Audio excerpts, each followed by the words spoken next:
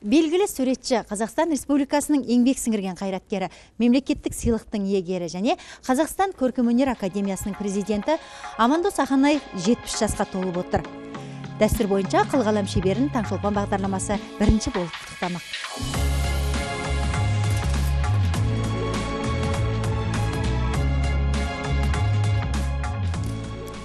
Саламатсыз баға. Қалыңыз қалай? Мерейтойыңыз құтты болсын. Нау Қазақстан ұлттық арнасы көрермендерінің сізге гүл шоғымен жеткізіп тұрмын. Рахмет.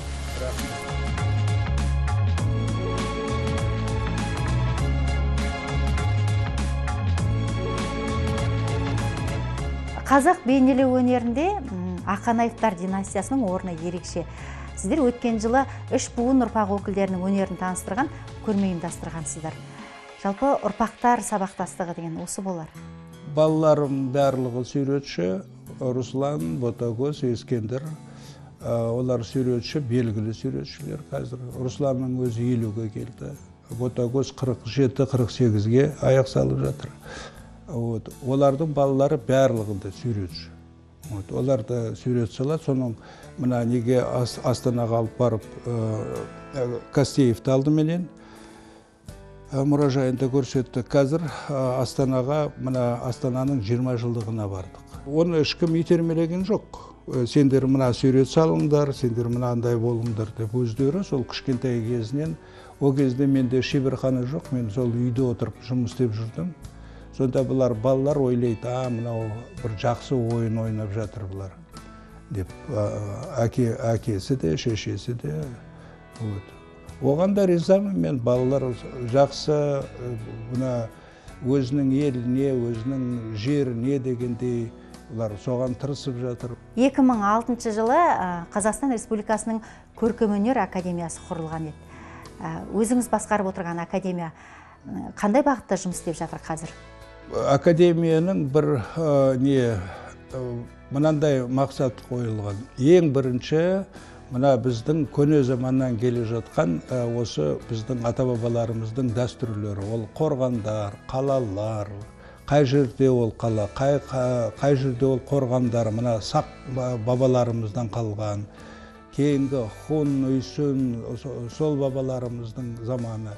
Сонымен біз басында академиядан бұрын менің жұбайым Лаура Сәкенқызы, ол кісі өнер зерттеуші, өнер танытушы, сол кісімен бірге барып жүрдік, соны зерттеп. Кейін академия құрылғаннан кейін уже барлығы осы бүкіл Қазақстан бойынша, мысалы қазір Петропавл болсын, Батыс Қазақстан болсын, Өскемен, Тарбағатай, барлық жерден қазір біз осы материалдарын жинап, соны кітапта шығардық, шетелде көрме. Ол осы қазіргі мына шыққан рухани жаңғыру деген программасына әйтеуір өте сәйкес келіп отыр. Біз көп мастер-класс беріп жүрміз. Мына мектептерге, кішкентай балаларға осы жақында да барып қайттым.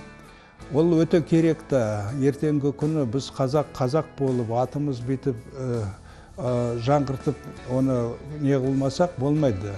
Ол мәдениет арқылы, қай жерде болса, мәдениет, өнер арқылы біз өзімізді биікке көтеріп те ұстауға да біз соған тырысуымыз керек.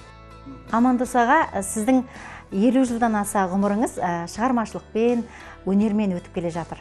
Өмір жолыңызға өзіңіз ризасыз ба? Шығармашылық адамның өзіне өте әсер береді, күш береді. Мен мысалы 4 мәртем операциядан өттім. Операциялар ауру өте қиын, өлетін аурулар болды. Сонда мынау жаңағы қызығып отырасың да, ананы тағы да мен ана нәрсені сүйретін салған жоқ, мына нәрсені сүйретін салған жоқ деп, сонан кейін ана жақтан бір күш пайда болады. Сонан кейін ауруды жеңіп шығады ол. Мынау әлі ойы шаршаған жоқ, әлі де сүйрет салғысы бар бұның, қолы қышып отыр. Сүйрет салайын деп.